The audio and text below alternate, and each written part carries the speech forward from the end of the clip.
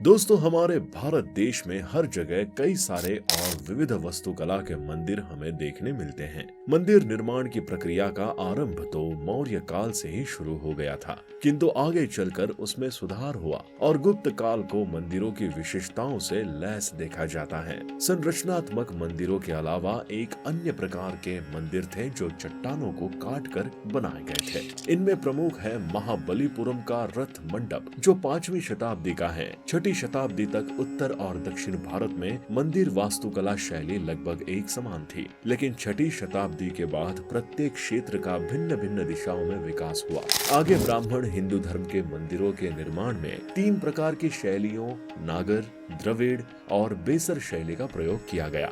दोस्तों, भारतीय स्थापत्य कला व शिल्प शास्त्रों के अनुसार मंदिरों विशेषतः हिंदू मंदिरों की 3 मुख्य शैलियां हैं। उसमें एक है नागर शैली, जो मुख्यतः उत्तर भारतीय शैली है।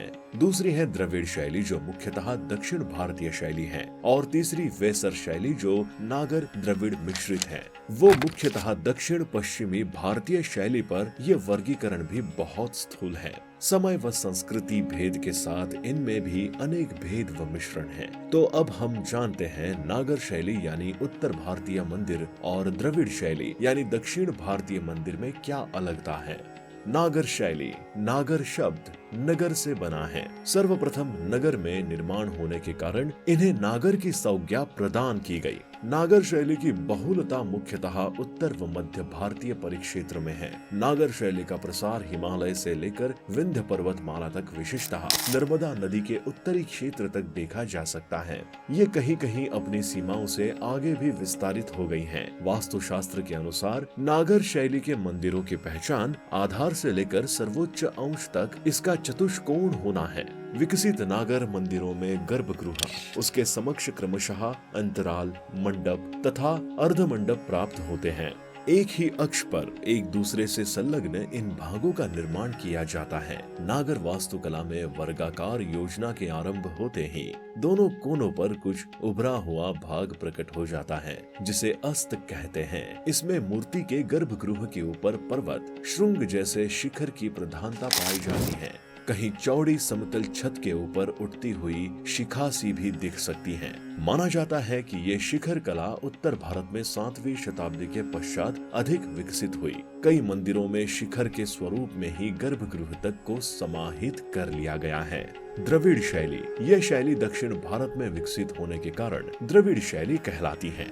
तमिलनाडु के अधिकांश मंदिर इसी श्रेणी के हैं। इसमें मंदिर का आधार भाग वर्गाकार होता है तथा गर्भगृह के ऊपर का शिखर भाग प्रिज्मवत या पिरामिड जैसा होता है, जिसमें क्षैतिज विभाजन लिए अनेक मंजिलें होती हैं। शिखर के शीर्ष भाग पर आमलक व कलश की जगह स्तूपिका होते हैं। दक्षिण भारतीय मंदिर में शिखर शब्द का प्रयोग केवल मंदिर के शीर्ष पर स्थित मुकुट तत्व के लिए किया जाता है, जो आमतौर पर एक छोटे स्तूप या अष्टकोणीय गुंबद के आकार का होता है। ये उत्तर भारतीय मंदिरों के अमालक और कलश के बराबर है। इस शैली के मंदिरों की प्रमुख विशेषता ये है कि ये काफी ऊंचे तथा विशाल प्रांगण से घिरे होते हैं। प्रांगण में छोटे बड़े अनेक मंदिर, कक्ष तथा जलकुंड होते हैं। परिसर में कल्याणी या पुष्करिणी के रूप में जलाशय होता है। प्रांगण का मुख्य प्रवेश द्वार गोपुरम कहलाता है। मंदिर प्रांगण में विशाल दीप स्तंभ व ध्वज स्तंभ का भी विधान होता है। दोस्तों, यही सभी विभिन्न वास्तुकला ही उत्तर भारत और दक्षिण भारत के मंदिरों में दिखती हैं। इसलिए हमें उत्तर और दक्षिण भारत के मंदिरों में अलगता देखने मिलती है।